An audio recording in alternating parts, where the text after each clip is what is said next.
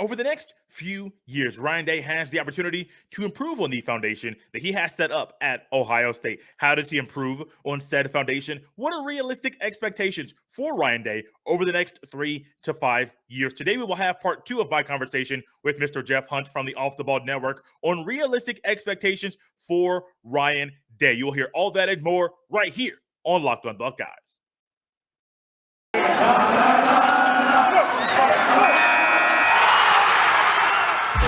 You are Locked on Buckeyes, your daily podcast on the Ohio State Buckeyes.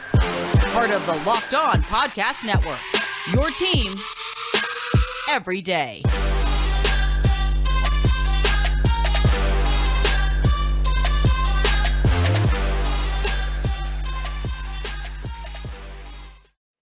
What is up, Buckeye fans? Welcome back to another episode of Locked on Buckeyes for the Locked on Podcast Network. I'm your host, Jay Stevens, also the host of the Jay Stevens Podcast. It is Friday, February 25th in the year 2022. And on this Feel Good Friday, I want to thank you for making Locked on Buckeyes your first listen or first watch of every single day. Today is part 2 of my conversation with Mr. Jeff Hunt from the Off the Ball Network on realistic expectations for Ryan Day. Today's show is looking into the future further than next season. Over the next 3 to 5 years, Ryan Day has a great opportunity, an opportunity that not many college football coaches have in the U.S. of A. Jeff Hunt and I go about 30 minutes just talking about different expectations and what we can realistically expect from Ryan Day over this time period. I'm going to back away. We're going to jump right into the conversation that Jeff had literally right in the middle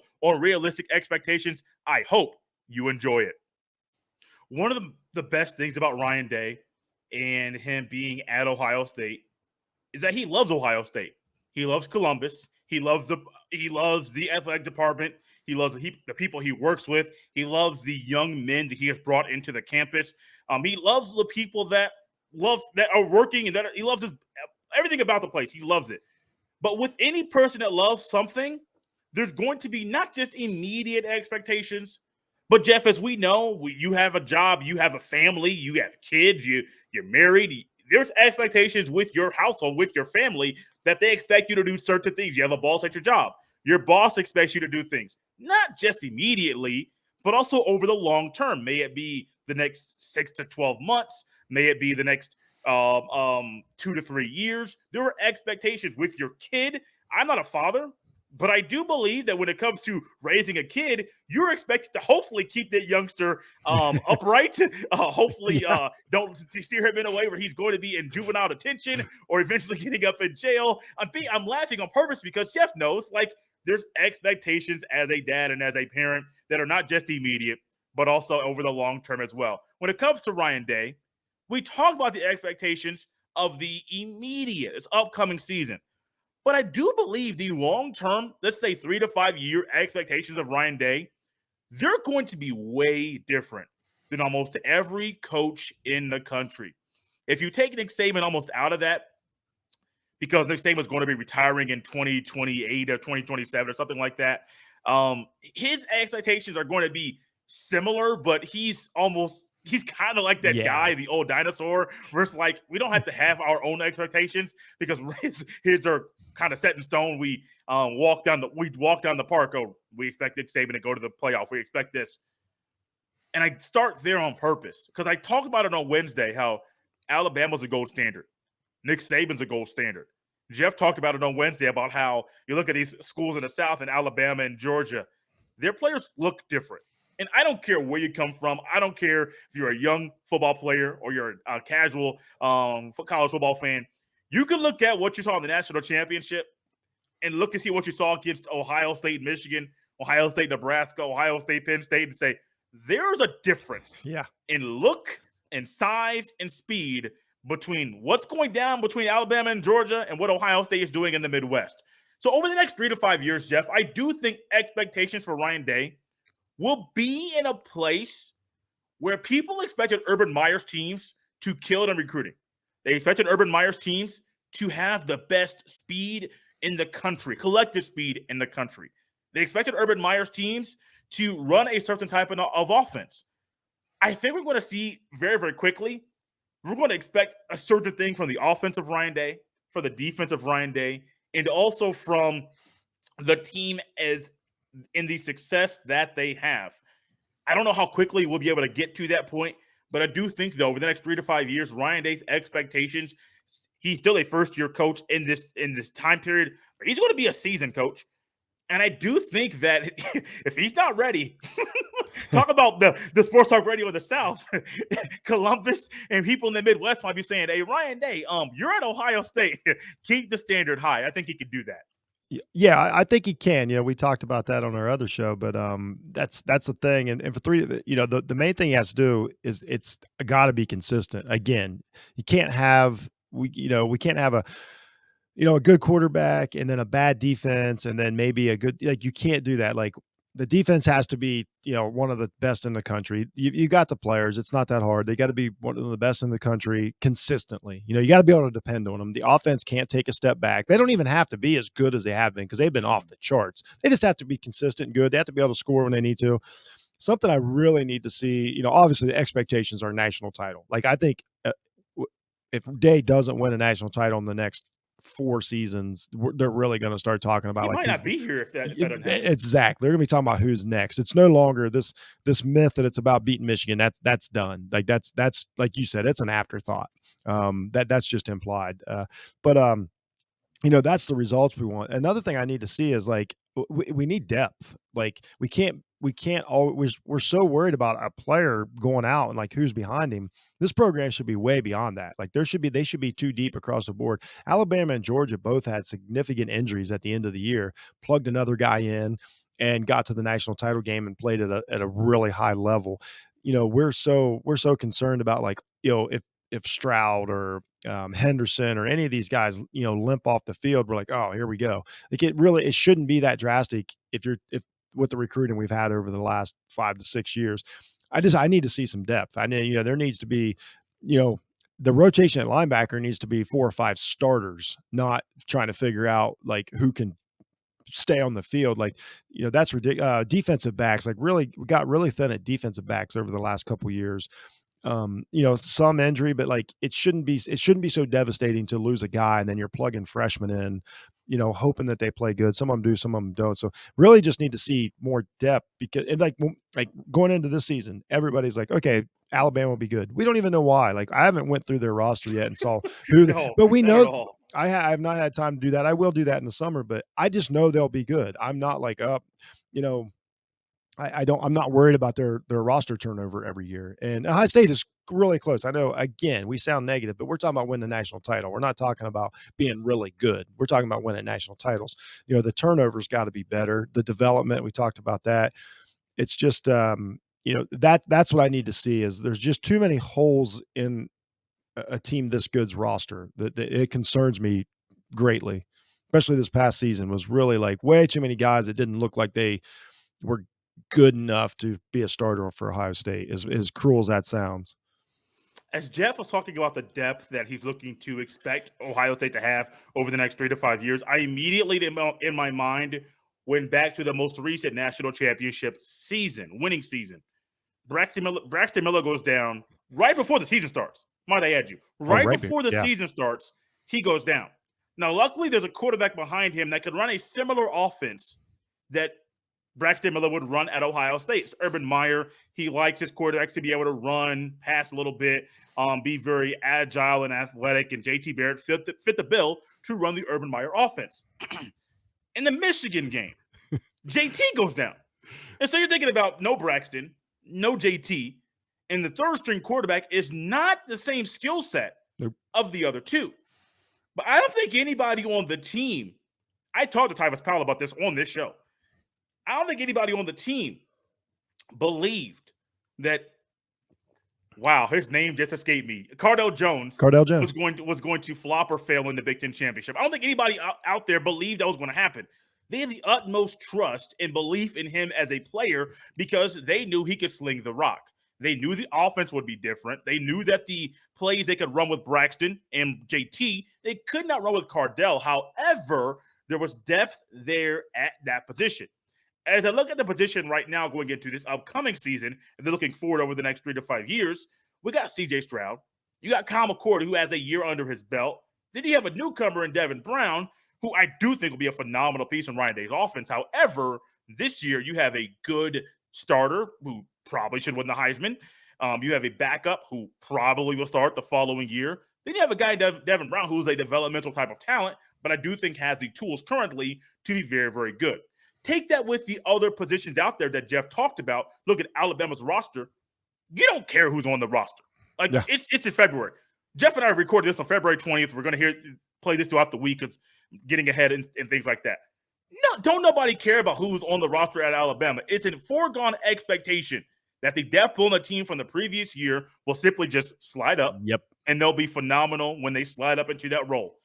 I do think that Ohio State, look at the quarterback position going into 2022, and then looking at the depth that they should have over the next few years, Ohio State should expect their depth to be, and people to view them like people view Alabama's roster at the end of a season. At the end of a season, it's almost a foregone conclusion. Alabama's going to be everybody's way too early national championship winner. Why? It's an expectation because of their depth and because of what Nick Saban has done. It's not illegal to expect that same thing in Columbus. Nope. It's not illegal to say, hey, Ryan Day, you're not the gold standard in the entire country, but you can be. And it starts with, one, the consistency that Jeff talked about, but also the depth on your roster. And it might take, Jeff, a little tapping into the transfer portal that I do think Ryan Day does not want to do too much. It's not illegal. I mean, Nick Saban got a linebacker from Tennessee, and the SEC literally changed the rule so Nick Saban could get this guy from Tennessee. I mean, if Ryan Day wants that, great. I mean, so be it. But I do think Ryan Day should say, hey, guys, let's just raise a level of expectation at the school.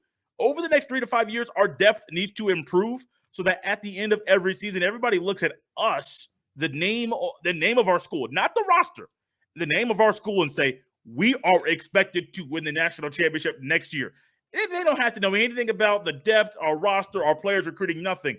But Right. because we are Ohio State, we are expected to win the national championship simply because we're Ohio State.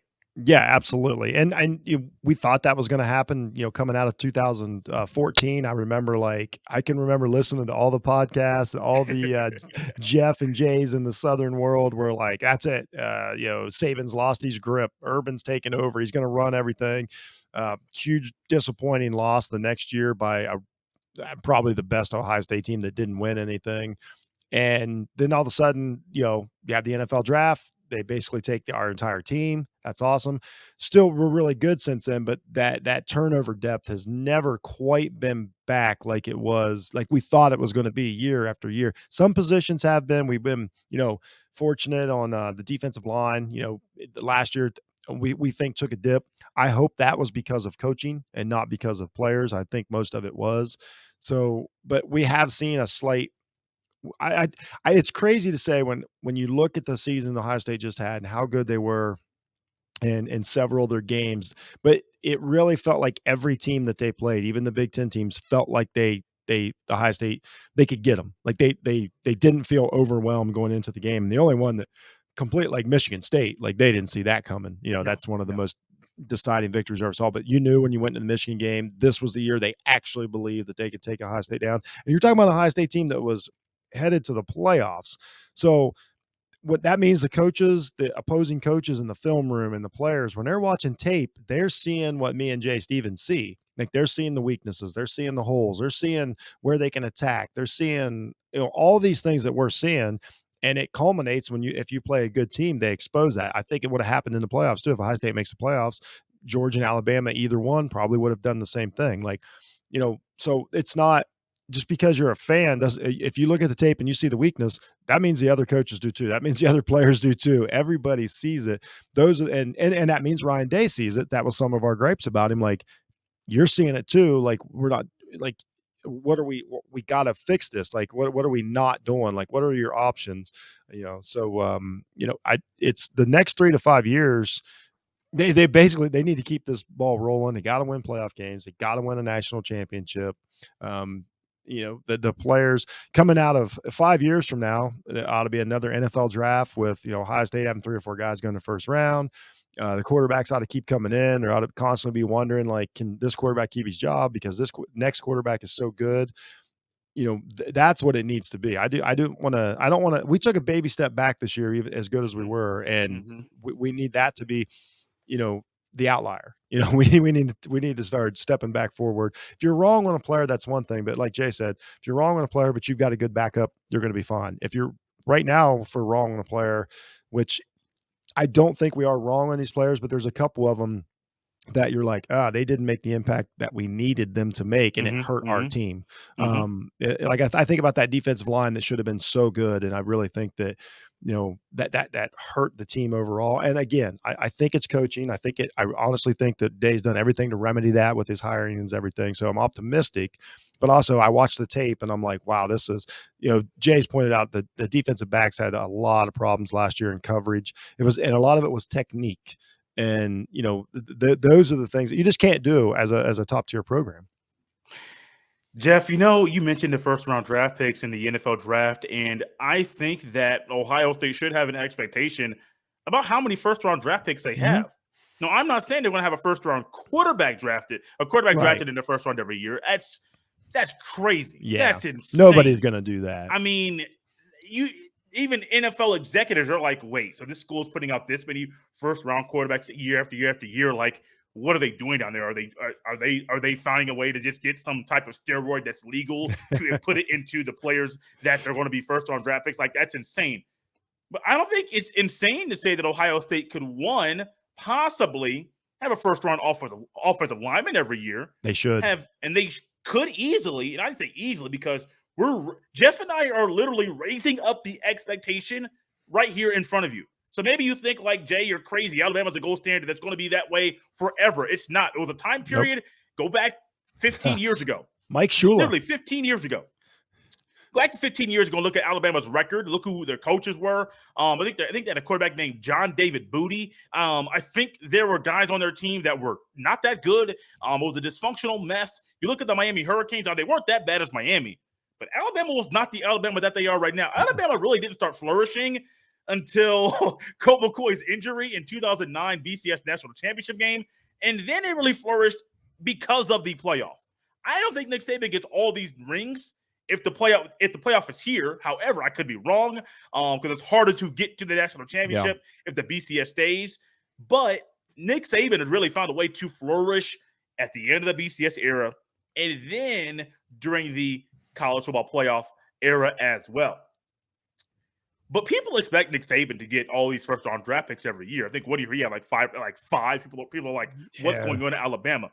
But I do think it's an easy expectation for Ohio State to say we're going to have 3 first round draft picks every year, maybe even 4 first round draft picks every year. That could be a combination of an offensive lineman, a defensive end, a quarterback, a receiver, because receivers are more sought after in the NFL. Probably not a running back because the running backs, Jeff's not a running back guy. You may not see a first round. I probably won't see a first round running back this season. No, I don't think it's going to happen for a while because the running back position, after that first contract, your quality goes way devalued down. For sure. It's devalued big time. But I do think defensive end, offensive line, quarterback, receiver, cornerback, those places, those things, you can get a combination of 3 or 4 first round picks every single year over the next 3 to 5 years. It probably won't happen this year. I was higher on Petit Frere and Munford if they played at tackle. I think they're both going to be 2nd to 3rd round picks. Petit Frere might move into the 1st round. But I firmly think you can expect Ohio State to have 3 to 4 first round draft picks every year over the next 3 to 5 years because of the expectations Ryan Day has set for the players once they're in Columbus. Yeah, I really need that. That's the biggest one that puzzles me. Is it feels like Ohio State's a place where offensive linemen should go to flourish, and we're just not seeing. We're not seeing them come out of that program as tough as they need to be. Is technique, isn't what it needs to be. I don't, whatever the breakdown there is, it's a real thing. Maybe a lot of these guys, you talked about it a lot. They play out of position. Sometimes they go to the pros and they're much better because it suits them more. But it's just like, where are the Nick Mangolds of the world? Like that guy, was a leader. He was a staple. He anchored that offensive line, for those years. And it wasn't because he was athletic freak or anything like that. He was just made for that position and flourished at that position. And I just need to see more of the offensive line development. Like you say, there ought to be a first round, NFL offensive lineman on every Ohio State team. There's just I think that we've kind of gotten, it feels like me and Jay are having a little therapy session here and talking this out, but we've kind of gotten by with such great talent at some of the skill positions that it's really masked, some of the deficiencies and what's been a really good team. You know what I mean? Like we're lucky that with the wide receiving core and the quarterbacks that we've had, that we don't have to build an offensive line like Iowa has. I mean, behind Iowa's offensive line, like Henderson probably has a 2,000-yard season. Like easy. Yeah, but we have, and Iowa would sit here and be like, "Oh, poor Ohio State." You know what I mean? Like I understand, but like if you get both, and that's when you get Alabama. Alabama's putting offensive linemen in the NFL draft every year. Like they're developing. They make a really good offensive line, so they've got everything. Georgia did the same thing. Georgia's offensive line was great in the playoffs. They developed the players, and Ohio State's kind of gotten by like, really, really, really great quarterback play and athletic, just wonderful wide receivers kind of mask a lot of the issues that Ohio State's had. And this year they were exposed. Again, they were exposed. Once that defense took a step back, it was, that's all it took. And and the offensive line too, really, really had a bad game, in that final one versus Michigan. So it's, you're right. I mean, I always say this: tell a Texas fan, tell a USC fan, tell like you say, Alabama, Auburn, all these schools that had the national championship and then kind of fell off. It happens quickly. Man. It happens, instantly. It's not a gradual process. It is not gradual. Like it can happen, and then you start. That's when you start do the coaching carousel, and you're trying to find the right guy, and then you got the Lane Kiffins bouncing around. And if you get into that mess as a college program, like, oh boy, like good luck getting out of it. So that's what I think we're all hoping, and we think Ryan Day's the guy, but boy, if he's not, then now you've got a whole like different conversation to have. So let's just go back into my lifetime and talk about the fall off. You talk about when teams lose the national championship. Virginia Tech with Michael Vick. Nobody talks about what the fall off. Yeah, you have a coach, it's a great coach, but they fell off quick. They fell off hard. Yep. Florida State, late 90s, 2000s, they fell off, and then you get Jameis and Jimbo and Tallahassee. They win the final BCS national championship. Florida State and Tallahassee's a mess. Jimbo's out of there. He's off coaching for a while, goes back to A&M, boosts their recruiting, but I don't think anybody believes A&M is going to be a national championship contender. Right. Who else? USC. Take away all the recruiting all the scandals, and Reggie Bush got this money in that house and that car, whatever. USC fell off hard. Extremely, extremely hard. Yep. Who else is there? Notre Dame? Nah, not so much Notre Dame, because it's been a while. Brian Kelly kind of got that ship righted. He's been riding hot for a while. Trying to think who else won a national champ. Oklahoma. Oklahoma fell off for a little bit. Texas, after that Vince Young year, Mac Brown, gone.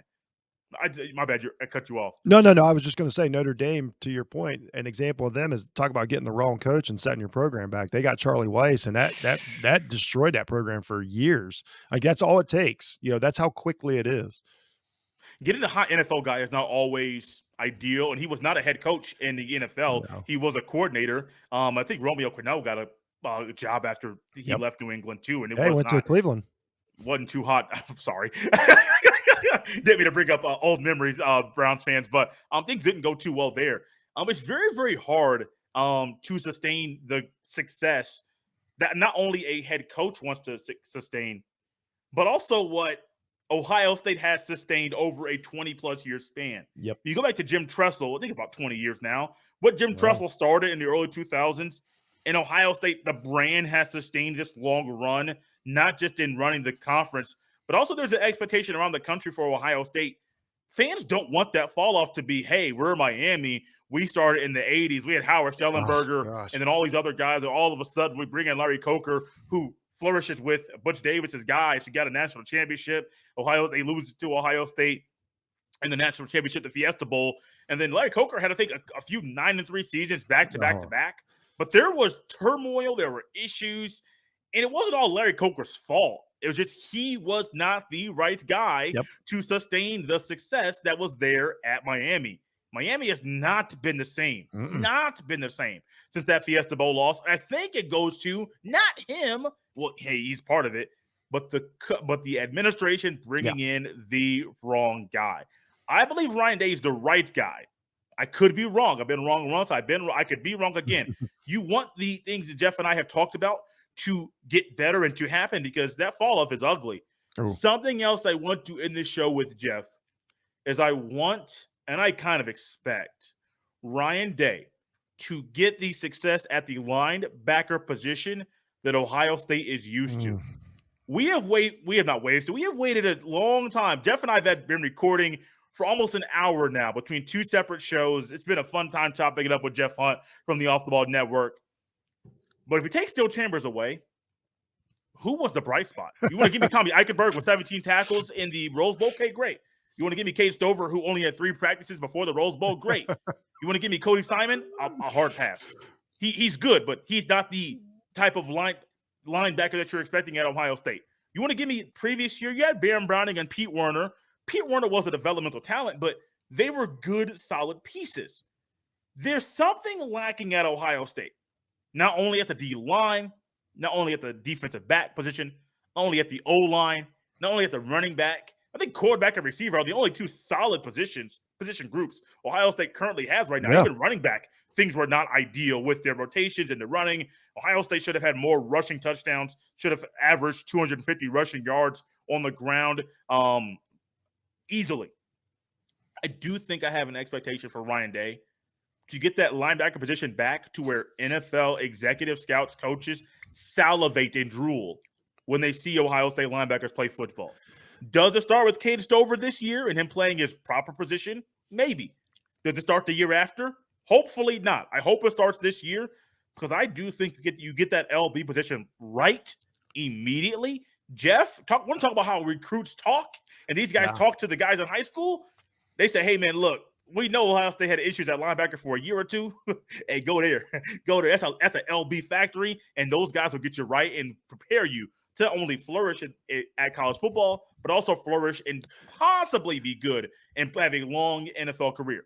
Yeah, it's such a puzzle at linebacker because you talk about the perfect situation. You're going to a team that has, the facilities, the money, like everything you could want as a player, the history. You're going to compete for national championships. And also your offense is right now, your offense is going to be so good. You're going to have a lead the majority of the games you play. And so you're going to get turned loose to just be a wrecking ball out there. You're not going to be you're not going to have to hold a 3-point lead, 5 or 6 times in a year. Like all this weights, you're going to be able to run, especially with Knowles there now. You're going to be able to blitz. You're going to be able to have a lot of fun. You only need 2 good linebackers. Like all you need in football now is at least just 2 good ones. And for Ohio State not to have at least one NFL type, linebacker and then another guy that, is at least questionable, it's puzzling to me. And it just is such a hole in the middle of the defense for the last few years now that it's really at this point, it's kind of inexcusable. Like there's no, again, this is one of those where Ryan Day needs to fix it. I don't care, if it's developing the guys you got there now, if Steel Chambers is going to be an NFL linebacker, whatever.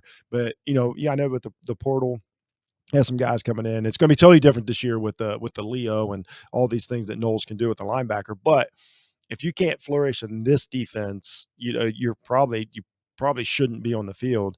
And it doesn't, I don't know how they're recruiting. I don't know what they're watching when they're watching high school tape.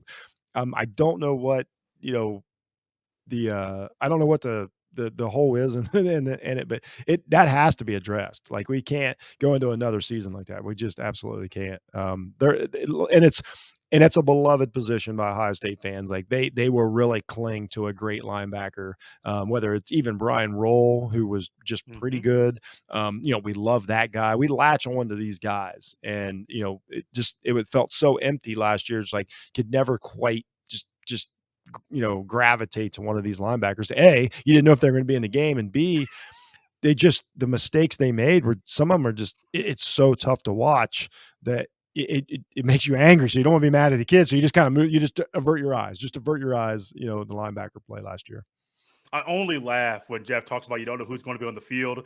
This is the conversation that I've had with Jeff. I think myself, and Mo have the conversation about the confusion about defensive rotation, and that's not good. We talk about how the offensive line needs to have continuity and knowing who's going to be there next to you.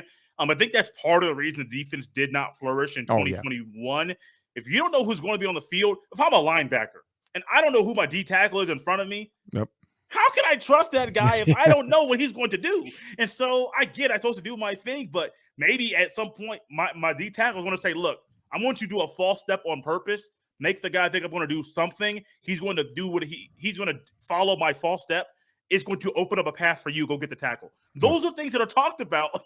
But if you don't know who's going to be in front of you, it brings us a lot of confusion. The one thing I do know is a guy who is here with us for a couple shows this week. It is Jeff Hunt from the Off the Ball Network. Jeff, if you could, let the good people know where they can follow you on Twitter, and also some good stuff going on at the Off the Ball Network as well. Yeah, thanks a lot, Jay, for having me. Thanks, Locked On Buckeyes podcast, for having me back time and time again. I love doing the show, and it was a nice break from the NFL madness that we just witnessed. Yeah, I'm Jeff at jhunt006 on Twitter. I'm very active, I enjoy interacting with the fans. It's part of what I love, most about doing this. You can find me at Jeff Needs Sports. That's my sports podcast. I do a lot of that. And of course, go follow me and all the other guys at the Off the Ball Network at offtheballnetwork.com. We got a ton of great podcasts on there, and a ton of talent and a ton of fun stuff that we do throughout the year. If you're a basketball fan, if you're a movie fan, we got some stuff coming up. It's going to be a good year at Off the Ball Network. It's really, really looking forward to it. And guys, you can follow me on Twitter at jsteven07. It's a fun time with Jeff Hunt being here on the show. I hope you've had a great week, and get ready for more football talk. We'll get more into player specifics, talk a little CJ Stroud, things like that. We'll also be having Ryan Roberts from RiseandDraft.com to get us ready for the NFL draft. The draft is a little bit of ways away. We're going to be getting ready for it here very quickly. Ryan's my favorite NFL draft scout, and you'll quickly understand why once he's here on the show. Guys, Jeff's gone. I'm gone. Have a great day. We're out of here, guys.